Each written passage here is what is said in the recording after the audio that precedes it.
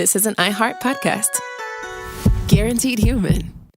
Hey, everybody. The official Big Bang Theory podcast is back, covering seasons 3 and 4 of the show. Each week, host Jessica Radloff speaks with crew and cast members like Kunal Nair, Mayim Bialik, and Kevin Sussman. Hear about the Easter eggs you may have missed, behind-the-scenes stories, and how certain real-life relationships shaped some of the most memorable storylines. Watch the official Big Bang Theory podcast on HBO Max or wherever you get your podcasts. We've all tumbled down an internet rabbit hole trying to self-diagnose, and it leaves us more anxious than informed. Our feeds are full of wellness trends, but how do we know what's real, what's exaggerated, and what's just wrong? Health versus Hype from the American Medical Association breaks it all down. Emmy-nominated science communicator Trace Dominguez talks to doctors, influencers, and real people trying these trends, not to cancel them, but to understand them. Because when it comes to your health, who you listen to matters. So listen to Health versus Hype wherever you get your podcasts. Welcome to Stuff You Should Know, a production of iHeartRadio.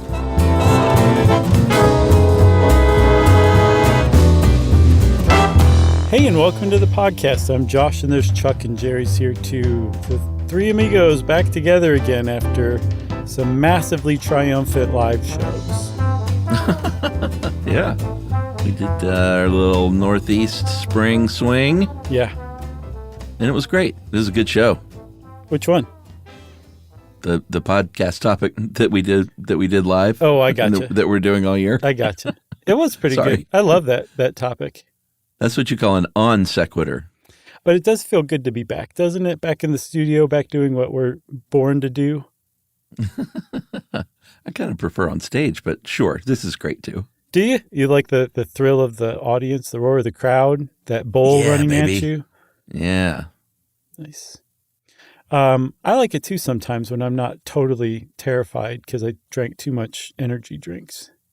Well, I wonder if your dopamine receptors are functioning as they should. Yeah, that's a great question, Chuck. And that's a wonderful segue too, because it just so happens that today the topic of this episode is dopamine. And there's probably no more misunderstood neurochemical, maybe substance in your body at all than dopamine.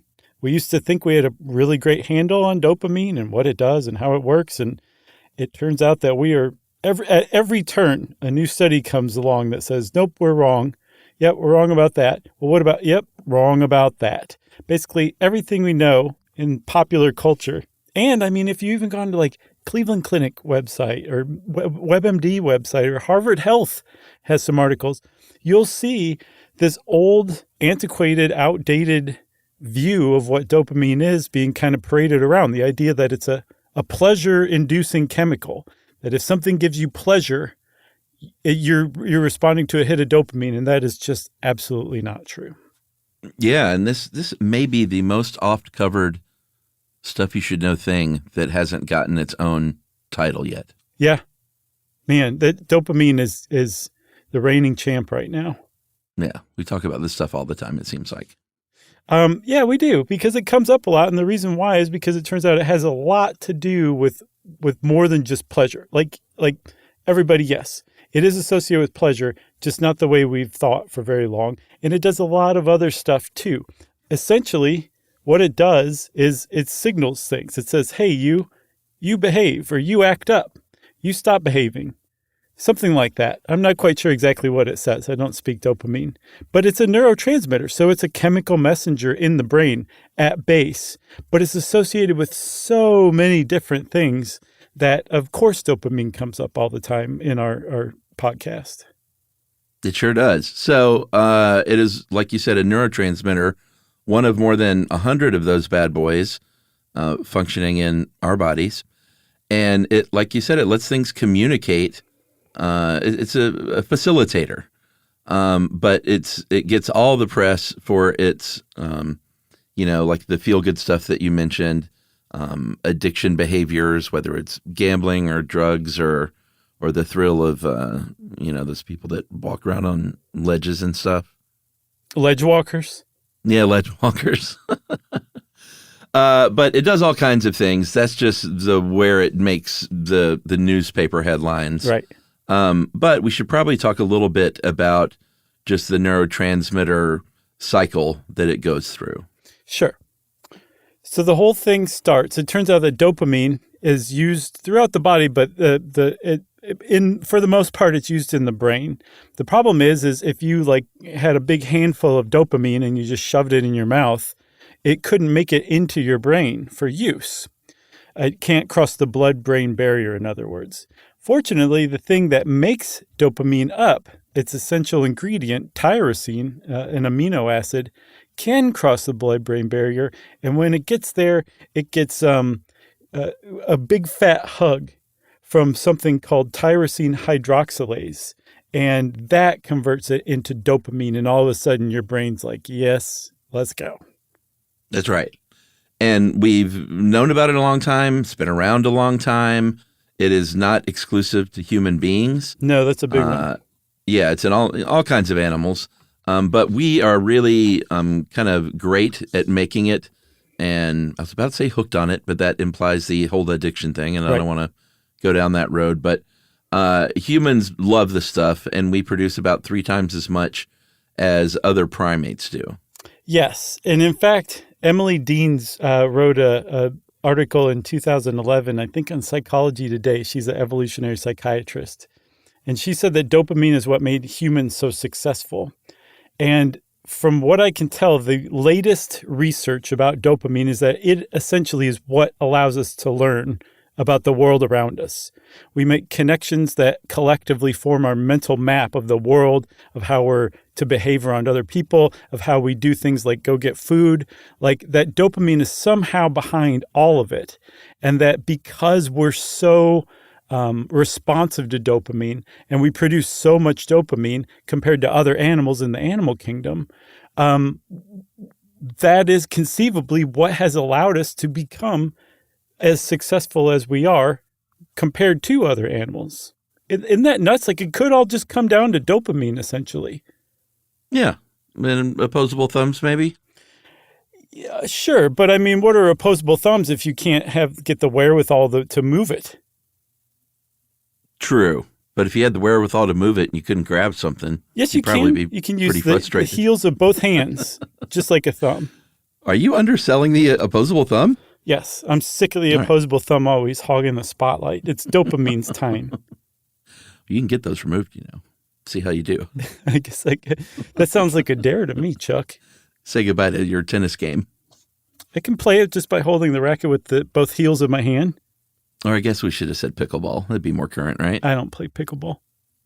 I haven't tried it yet. I want to, though. Okay. Well, there's plenty of places and people to play it with. Yet I have found no one or no place. Oh, I'm sure somebody will write in and offer to play with you. Of course. And then I go out there and I blow my ACL or something. Oh, God. That was nice.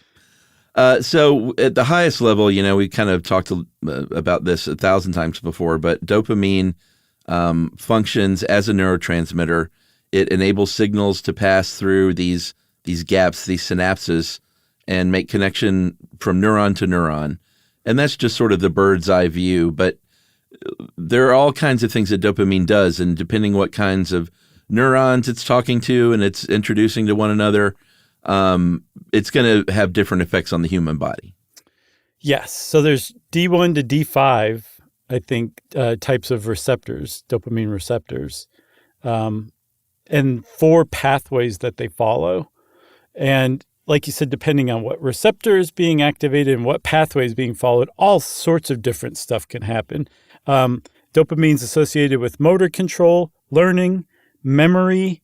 Malfunctions in it can result in psychosis. They use dopamine as a vasostimulant to treat heart conditions. It has just a cluster of different effects on the body depending on where it's being processed, like what pathway it's being processed, right? And I think I said there's 4 of them total. Did you want to talk about those? I feel like we should. Okay. The first one is the nigrostriatal tract. Nice. You mentioned motor control first, and that's the tract that has to do with motor control. Yeah. So if those aren't working correctly, the dopamine neurons or the dopaminergic pathway in the nigrostriatal tract, that can result in Parkinson's. It's very famously associated with dopamine for anybody who has read Awakenings or saw the movie. Yeah. Which one? probably talk about a little bit more later. That movie? Yeah. Okay. I got a great bit up my sleeve. Okay. The second pathway is the mesocortical pathway. That has a lot to do with executive functioning, Yeah. prioritizing stuff, how your brain plans things, how it files away stuff, and how it, how it organizes your overall sort of priorities. Yes. And now it's time to talk about the most random dopaminergic pathway of all, the tuberoinfundibular pathway. Tuberoinfundibular. Yeah. I think you had it right the first time. Okay. We'll edit out the second one then. All right. We'll put in a slide whistle over it. So that connects the hypothalamus and the pituitary gland. And it's, from what I can tell, I was like, well, what else does it do? The sole role of this pathway is to block the production of milk, or to prevent the production of milk in the female breast of mammals. That's what it does. That's that pathway's role. And if you block that pathway, the milk production begins. Isn't that interesting? Yeah. We talked about that in the two-parter, the old breastfeeding two-parter. Oh, we did? Oh, yeah. Oh, I don't remember that. Yeah. Wow, And you that's got where a it all great begins. memory. No, I have a terrible memory. I know you're making fun of me. There's also the mesolimbic pathway. Yeah. We've talked a lot about the limbic system in many episodes, but reward and emotion, and this is the one that gets all the press because this is the one that has to deal with addiction, Pleasure, and we're going to talk a lot about reward and how reward factors into how dopamine works. Right. This is the reason why some people get the chemical drawing of the molecular drawing of dopamine, like tattooed on their wrist, because they're so hedonic and into pleasure. That's why you might see somebody with that because of that pathway. I never heard of that. Yeah, it's a thing. Unfortunately, it turns out to be a misinterpretation, but it is a thing that people do sometimes. Sure. So, we talked about misunderstandings about dopamine, and up until not too long ago, we didn't know a lot about exactly how dopamine worked in the body, and there was a misguided thought that there was something called volume transmission at work, which was you just sort of, you don't flood. We'll talk about, artificially flooding dopamine, which is also a problem that resulted from this misnomer. But dopamine just went very slowly. It was not very specific at all, just kind of washed over the brain. Right. And if it made some connections with various neurons, then that was kind of the dumb luck of dopamine because dopamine is just dopey. Right. Here's a great example of just how wrong we got dopamine. It turns out the process that dopamine is excreted and crosses into the synapse and creates like an electrical transmission in the brain is the exact opposite, Totally opposite of volume transmission. Yeah. It could not be more opposite than the idea that it just floods slowly across the brain and whatever it runs into. We found that in milliseconds, a precise squirt of dopamine hits exactly the right neuron in exactly the right places, right on the money. That's how dopamine is excreted. The exact opposite of volume transmission. Yeah. And we learned that not too long ago, 2018, medical researchers at Harvard released this paper and said, hey, guess what, everyone? It's the opposite of everything you've been saying. And everyone went, oh, okay. Sorry about that. Sure. Might be. So after the dopamine is excreted and it does its job, it actually breaks down remarkably quickly. It turns into something, it's metabolized into something called homovanillic acid, right? And from what I can tell, I don't know what the homo does to the vanillic acid, but vanillic acid is the flavor of vanilla. So from what I can tell, if you tasted the homovanillic acid, which is like the metabolite found in cerebrospinal fluid that we test to see how much dopamine you have in your brain at any given time, it may taste like vanilla. Wow. Isn't that interesting? It's gross. It is gross. And I don't know also if we said that just 20,000 neurons are capable of synthesizing dopamine, but that's a really small proportion of the total number of neurons we have too, about 100 billion, I think. Yeah, absolutely. You want to take a break? Yeah, we'll break and we'll talk about, well, what everyone wants to hear about, which is how dopamine and pleasure hold hands with one another.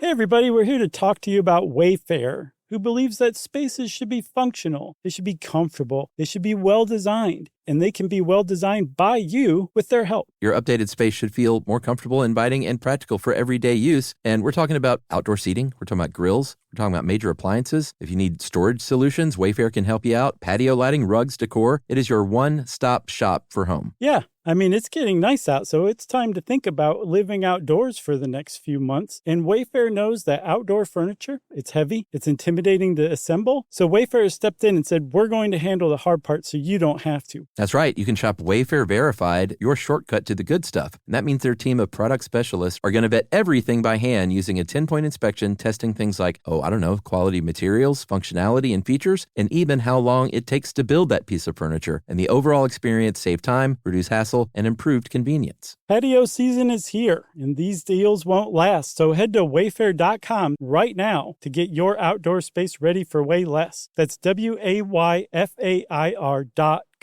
Wayfair, every style, every home.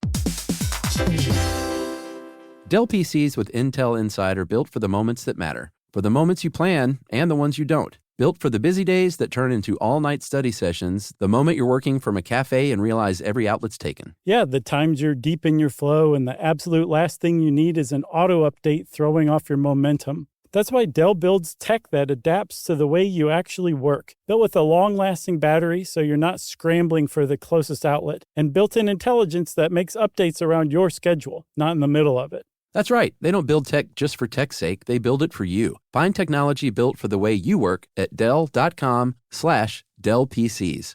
Built for you. Everyone knows winter is the real mess maker. You don't need WeatherTech floor liners for summer unless you hit the beach and half the beach ends up back in your car, or the campsite dirt ends up in your trunk. Then you'd want a cargo liner, or a road trip goes sideways, lemonade spills, ketchup goes rogue, ice cream drips. Yeah, you'd be pretty happy about those WeatherTech seat protectors. So just to be clear, as the mud you're inevitably going to step in this summer, you don't need WeatherTech unless you plan on doing summer. Visit WeatherTech.com today.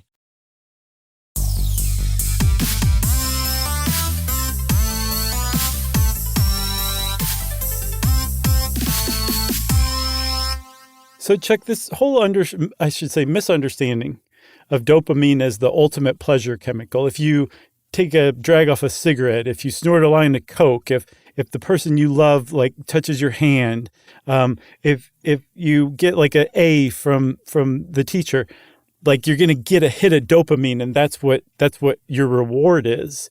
It's pretty old.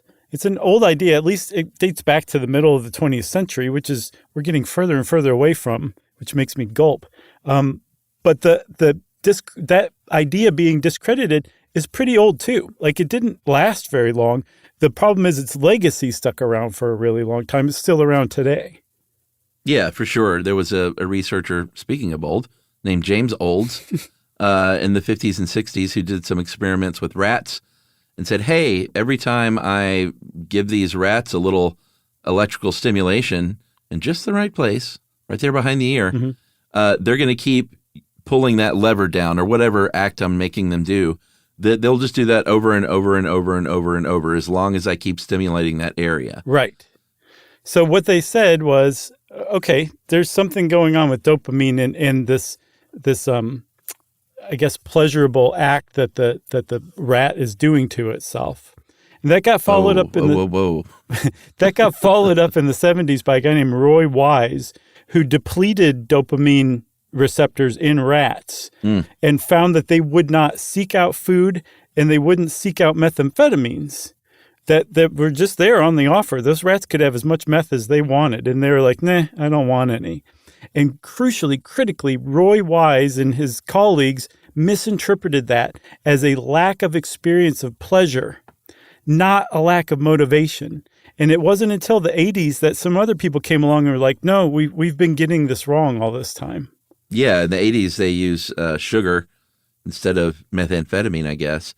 And once again, very kind of cruelly, they cut off, they didn't allow them any dopamine. They killed them off with drugs.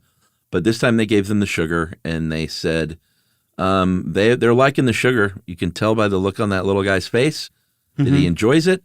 But, and this is the key, it's not coming back and saying, give me more sugar, give me more sugar. Right. Or give me more meth. Sure. So this whole thing, this changed our understanding, at least in the like academia, among people who study this kind of thing. We realized we were misinterpreting what we were seeing, and that a lack of dopamine didn't lead to a lack of pleasure called anhedonia or anhedonia. It was a lack of motivation to seek out that pleasure. That's the effect of not having enough dopamine that we found from those rat tests. So like this whole new framework of understanding it kind of came along because, to be clear, dopamine is very much associated with things that give us pleasure. And it does seem like the more pleasurable something is, the more dopamine gets released. Like, for example, I think I saw like eating something that tastes really good increases your dopamine levels by 100% sometimes. Yeah. But cocaine increases your dopamine levels 10 times that. Yeah. So the more intense the pleasurable experience is, the more dopamine gets released. So it's definitely associated with it.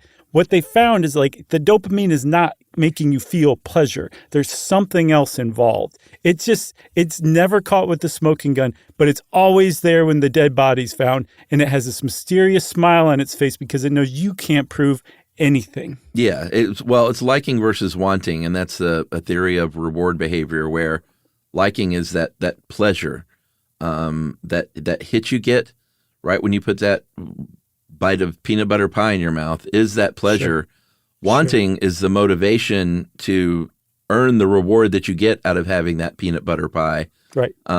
Like, you're up in the hotel room. They don't have room service, but you can get up out of bed and you can get dressed and you can get down the stairs because the elevator's broken and get that peanut butter pie if you want to. But dopamine isn't enough to motivate you to get up and go get that peanut butter pie necessarily, even though you have great, great memories of the taste of it on your tongue and you love that stuff. Right. But if you do get up and go get that peanut butter pie, that means that in the past you've had peanut butter pie or have created an image of the peanut butter pie you've never had that's so great that the dopamine is produced in enough amounts to actually get you up out of bed, dressed, and going down the stairs to get that peanut butter pie. They're related in that way. Yeah, absolutely. So it's not actually causing the pleasure. It's just influencing how your brain is taking all this stuff in, basically. Mm-hmm. And there are a couple of different ways of looking at how this happens. There's one theory called that it's prediction error. So you get more bang for your buck, basically. You expected to like that peanut butter pie, but this was the best peanut butter pie you've ever had, maybe the best dessert you've ever had in your life. Mm-hmm. And you're like, wow, that your brain says that was way, way better than I thought it was going to be. So it reinforces it. Right. And to put it in kind of computational terms, dopamine is a prediction error. Somehow that chemical measures the difference between what you expected and the amazing reward you got. And the greater the difference, the more pronounced a connection that dopamine is going to make between going and getting peanut butter pie and eating peanut butter pie. So you'll have more motivation to do it next time. Yeah. The other way of thinking about it is the dopamine itself is the motivational signal. So it's what makes me get out of that bed and put on my clothes and actually go down those stairs because I'm motivated to go get that reward. Right. And this is where that awakenings anecdote comes in. Let's hear it. So you were talking about how, the peanut butter pie motivating you to get out of bed and actually go. That definitely jibes with research, particularly something reported by Oliver Sacks in the book and then later the movie Awakenings.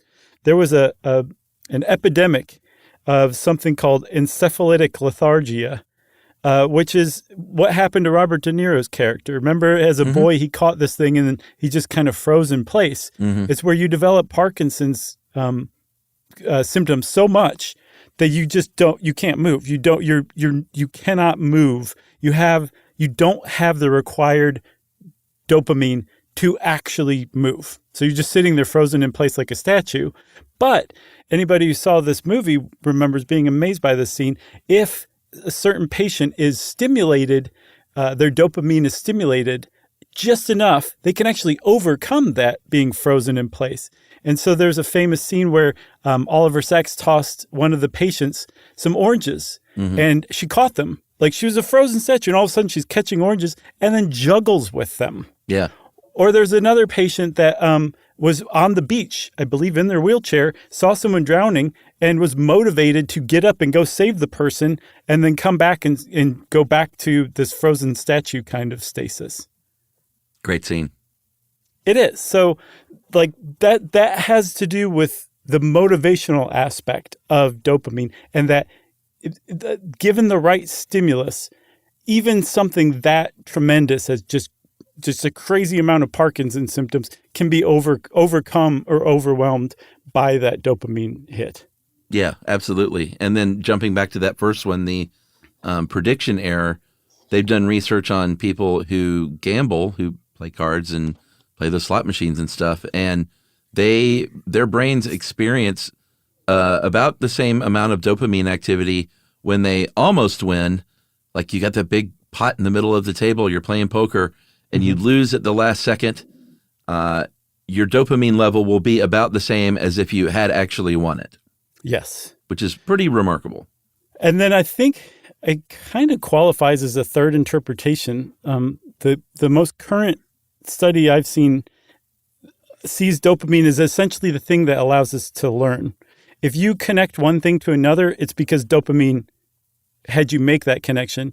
And then depending on what kind of effect those two things have on you, that connection might be very, very strong. Yeah. So you're motivated to go seek it out again. But at base, what dopamine is doing is allowing us to form connections. Imagine the world if we didn't connect one thing to another. Like, if I didn't connect turning on the computer and stepping up to the microphone and recording a podcast, like, we wouldn't do anything. We would just be completely lost if we couldn't make connections. And it seems like dopamine is the basis of all that. Yeah, pretty cool. Like, the whole world would suffer because we wouldn't be podcasting, Chuck. Well, that's debatable. We're not poo-pooing the idea that addiction and dopamine are heavily tied with one another. We're just sort of trying to point out that there's a lot of other things at play when it comes to dopamine, and that sort of has unfairly maybe gotten all the press. But we do have to talk about it some more. We talked about it plenty of times, certainly in our addiction podcast episodes. But it does play a pretty big role in drug abuse and addiction. It does reinforce the idea that you want to keep using those drugs because it's making you feel good.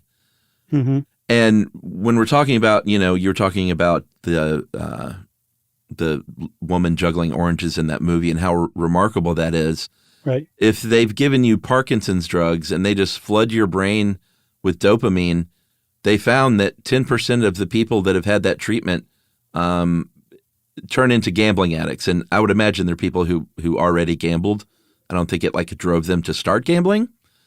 But that just goes to show you the power of what a flood of dopamine will do to your brain. And it's a pretty clunky way to deal with it, I think. Yeah, I think that's what you were referring to earlier when you were saying that understanding of volume transmission theory of dopamine release. That's what the drugs are based on, that understanding or that misunderstanding. And that's what happens. It's yes, if it does crawl across the brain and runs into whatever neurons that it can trigger, it's going to have all sorts of other knock-on effects. Yeah, totally. So I guess our current understanding of how dopamine relates to addiction is that it connects drugs with pleasure. And as I was saying before, the more intense the experience, especially the reward, you can have a negative experience. And I think they're starting to figure out dopamine has something to do with that too. But as far as we know, the more intense the reward, the greater the flood of dopamine. And so the greater, the stronger the connection you make between, pressing a lever and a scientist giving you a bunch of meth. Yeah, absolutely. But that is, to be clear, just part of the recipe of what leads to addiction. I don't, maybe there are people out there saying that, but I don't know if anyone really is saying like it's all because of dopamine. No. It is part of the recipe in addition, obviously, to your genetics. Just the fact that drugs are out there and available, and their environmental pressures and influences, all kinds of reasons that people start to take drugs or continue to take drugs. And as far as the continuation, dopamine is definitely a part of it. Right. And so one of the ways that you learn to take drugs is not just from the fact that your brain is flooded with dopamine, which allows you to make that connection very strongly, but the brain actually changes in response to those increased floods of dopamine, because it's not set up to release dopamine like that repeatedly over long periods of time. It can do it once in a while, but you can't really do it too often, because then the brain responds by shutting down dopamine receptors. The problem is that this means that you have to do more drugs to get that sensation, as far as you know, and that's what creates the cycle of addiction. That to me smells vaguely of being almost out of date. Yeah, I know what you're talking about. But it does make sense then that the ideal drug would trigger a maximum release of feel-good chemicals, but a minimum release of dopamine. If anybody could ever come up with a drug like that, people would be able to do drugs all the time. They'd never get addicted. Sure, but they have other negative effects on the body. Sure. Can't forget about that. Yeah. The other bad thing, obviously, if you're going to do the amount of drugs it takes to shut down your dopamine receptors, because your body's like, wait, this isn't right, let me shut this down, is it's not just shutting down the dopamine receptor that makes you want to, do more cocaine or whatever. It's just shutting your dopamine receptors down. So you mentioned it earlier, anhedonia. That's the idea that you don't receive pleasure from any activity. And if all of a sudden your dopamine has been shut down such because you've been doing drugs that you're not getting any kind of pleasant, feel-good stimulation from life, then that could be another reason that you up your desire to do drugs. Yeah, and then there's one other factor involved that with fewer dopamine receptor sites. Remember you said that one of those dopaminergic pathways is related to executive function, like impulse control, responsibility, that kind of stuff? Yeah. Well, with lower levels of dopamine, the theory goes that you are more likely to engage in reckless behavior to get drugs. You might do things that you normally wouldn't do, not because you're just this addict who has to have it, but partially also because you don't have the impulse control that you did before you became addicted to drugs and your dopamine receptors started shutting down. Yeah, and I think that's, we talked about it in the addiction app.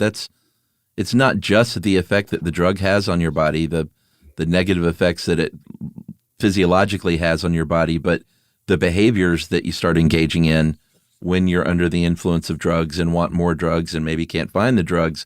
That's maybe almost worse than the physiological ramifications, Oh, yeah, for sure. And it also ties in with risk-taking, because dopamine is connected to risk-taking. And in fact, they found that some people seem to be biologically, physiologically predisposed to risk-taking based on their dopamine levels. That in fact, they find that they have fewer what are called autoreceptors.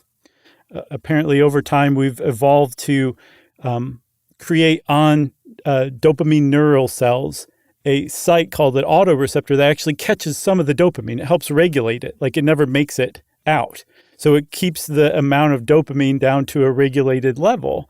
So the fewer autoreceptors you have, if you're still pumping out dopamine, you get a much greater impact from that dopamine. And they have correlated that to risk-taking. People who have fewer dopaminergic autoreceptors take more risks, at least according to some studies. Yeah, and they've also done studies where they found that risk should or needs to be tied to a reward, like a gain, basically.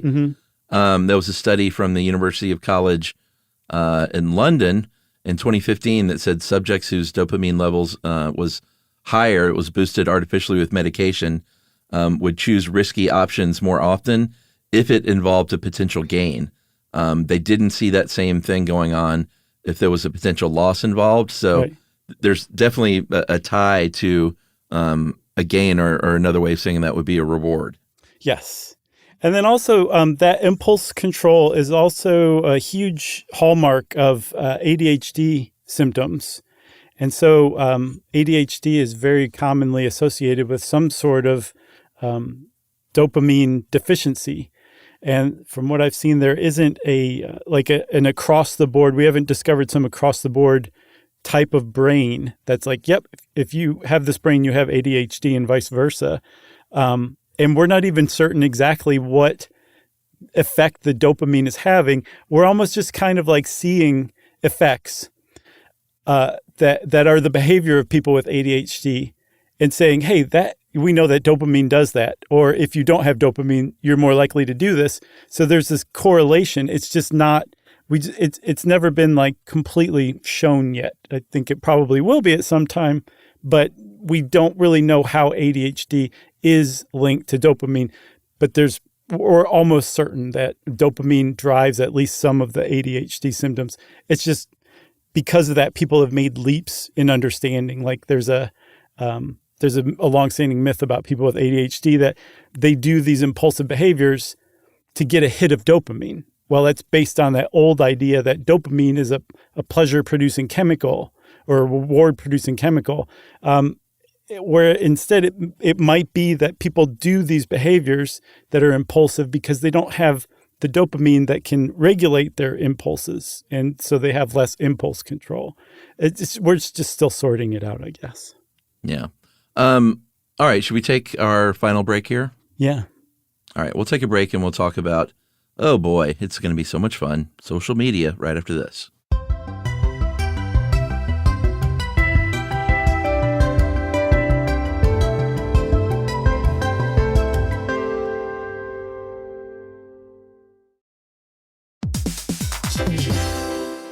Dell PCs with Intel Inside are built for the moments that matter, for the moments you plan and the ones you don't. Built for the busy days that turn into all-night study sessions, the moment you're working from a cafe and realize every outlet's taken. Yeah, the times you're deep in your flow and the absolute last thing you need is an auto update throwing off your momentum. That's why Dell builds tech that adapts to the way you actually work. Built with a long-lasting battery so you're not scrambling for the closest outlet, and built-in intelligence that makes updates around your schedule, not in the middle of it. That's right. They don't build tech just for tech's sake. They build it for you. Find technology built for the way you work at Dell.com/Dell PCs. Built for you.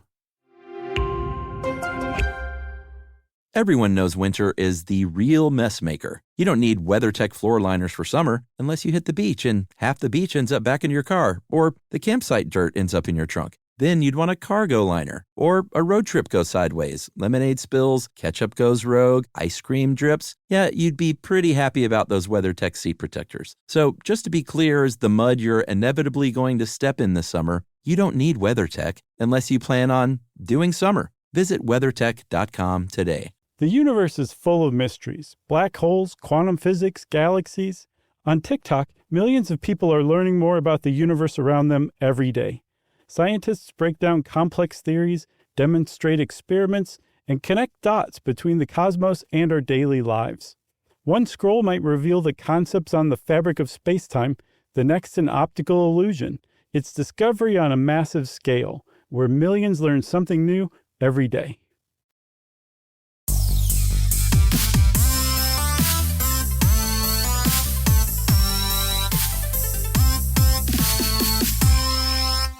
All right, so we're back, and we promised talk of social media because I think everyone is pretty hip to the fact now that notifications and the dings and the likes and the loves and the hearts and all the things that come through interacting with various social media platforms. You just sounded so old, dude. I know. That's great. In this case, I love being old. I don't Yeah. want any of it. I'm with you. But in any case, all of that stuff combines to give you a hit of dopamine, and it's specific. And you're like, fine, that's great, whatever. But it's specifically structured and built that way and coded that way so that you will become addicted to that social media platform. And they have admitted as such. In 2018, it was a big news item when they were, I don't know, it was like congressional testimony or something. Can't remember exactly, but there was a VP at Facebook who came out and was basically like, hey, this is something we did on purpose. And it was a core foundation was the quote that kind of stuck out with how people behave using our platform. Like it was a part of the core strategy to get people to come back again and again and again. Yeah, and that strategy was based on, this was Chamath Palihapitiya, who was a VP of user development at Facebook. And they said that this was based on short-term dopamine-driven feedback loops. And, this is all old news to us now. I mean, this was 6 years ago. Think about how much our understanding of what social media does to us. But in 2018, that was a groundbreaking admission. But it's true. And I mean, that's essentially how social media works. Like you get the app and you start to realize that if that little like badge number comes up and says, hey, you have like 2 notifications, you go into it, you're going to get some sort of reward of some sort. You're going to, like you said, get a ding or a like or a heart or something like that. And that is a reward to you. And so based on the mesolimbic theory of dopamine, we get a dopamine hit, and so we learn to come back. And apparently also randomness has a lot to do with it, because as we start to be able to predict when we'll get a reward, that dopamine stops being a part of that whole experience. So if it can be done randomly, we don't know when we're going to get a reward, it has a maximum effect of releasing dopamine and thus teaching us to go back to social media over and over and over again. Yeah, totally. There's also this psychiatrist named Dr. Cameron, Sepah, I guess, Sepah? Mm-hmm. Is that how you'd say it? That? Sepah or Sepa? Okay, one of those 3. Mm-hmm. Who came out and said, all right, there's this term that I'm going to float out there, and it's called a dopamine fast. And the idea when that was floated was people heard that and they said, oh, well, dopamine just means it's just a catch-all term basically for any sort of addictive behavior like reinforcement. And you can go on a dopamine fast and put that social media app down for a couple of weeks. And when you come back, it's just going to, your brain's going to have a little rest from that thing. And you're going to feel amazing about how much you love it when you come back. And that's not at all what Dr. Cameron was talking about or meant. No, Dr. Sepah was basically saying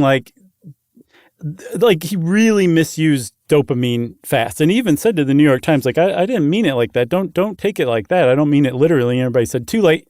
We're going to take it literally.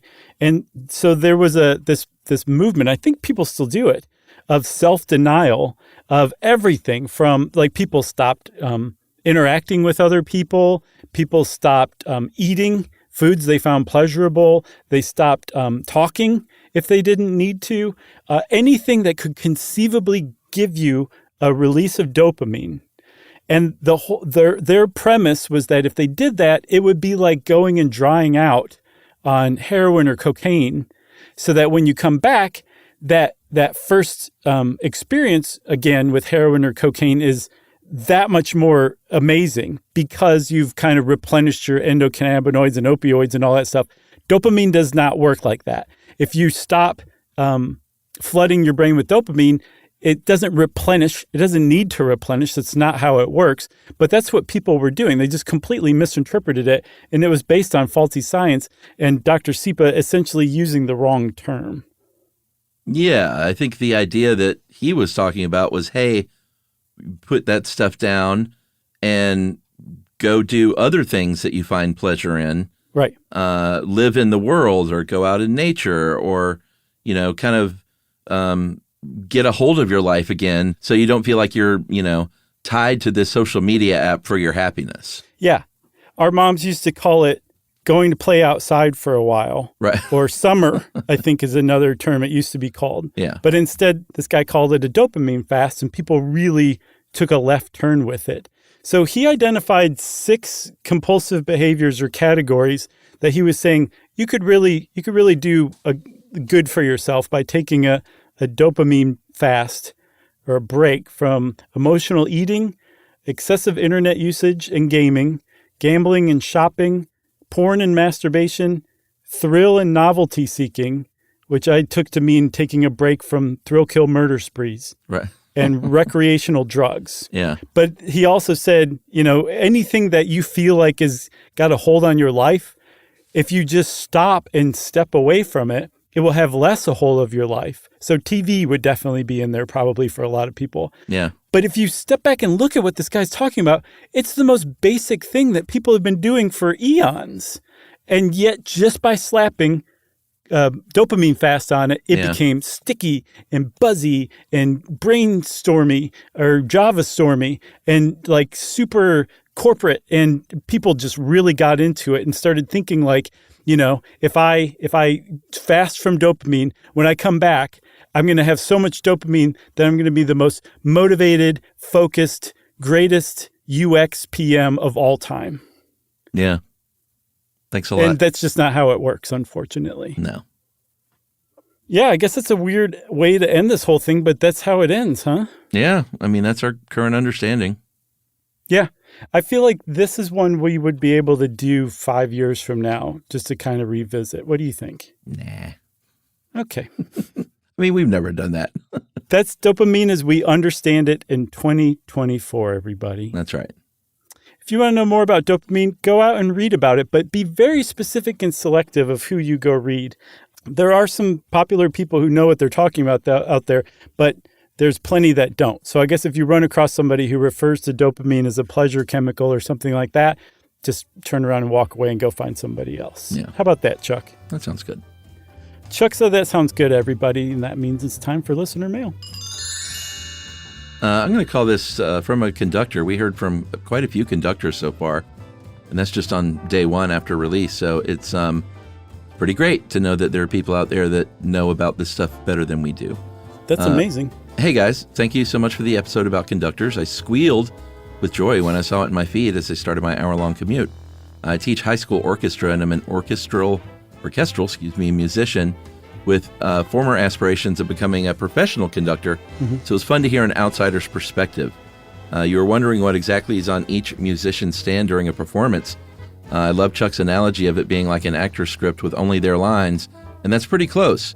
But sometimes there are small annotations of what to listen for from other sections of the orchestra, particularly after a long section of inactive playing or rests, to help figure out where you are in the music. That's the part, remember, I just couldn't believe there'd be like nothing to cue you. And I saw other stuff where there were sometimes numeric notations, and other conductors said there were long bars and things that you would pay attention to. Back to the email, though. Okay. This is another key job of the conductor, which you didn't touch on as much, is they have the entire score. They often give entrance cues to specific instrumentalists or sections. Additionally, there are usually rehearsal markers that delineate the beginnings of phrases or larger sections. This not only makes rehearsing easier, but also gives greater structure and scaffolding to the player. It's similar to punctuation or paragraph structure in a novel. Experienced musicians can often almost more or less feel their entrances based on their contextual knowledge of the piece and the music phrasing. There's an old adage that you spend your time practicing at home to learn your part. Rehearsal time is spent learning everyone else's. Oh, that's cool. It's pretty good. The conductor is the facilitator of this process. And you hit the nail on the head, guys. The interpreter of the score. That is from Brittany. Man, Chuck, we did it. Yeah, we got, I think 4 or 5 conductors all wrote in and said, like, we did a pretty darn good job on it. So that feels great. Tell me they said bravo. I didn't see a bravo. Nah. Sorry. Maybe we'll get one someday. Yeah. That's pretty great. Who is that from? Brittany? Yeah, Brittany. Thanks a lot, Brittany. We appreciate that. And to all the conductors who wrote in, thank you to you all. And if you want to be like all the conductors who wrote in like Brittany, you can send us an email too. Send it off to stuffpodcast@iheartradio.com. Stuff You Should Know is a production of iHeartRadio. For more podcasts from iHeartRadio, visit the iHeartRadio app, Apple Podcasts, or wherever you listen to your favorite shows.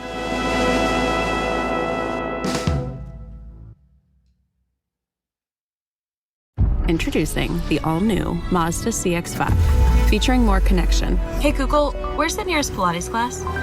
safety that has your back, more discovery on the scenic routes, more passion in the details, and more control in changing weather. The all-new Mazda CX-5, more to move every side of you.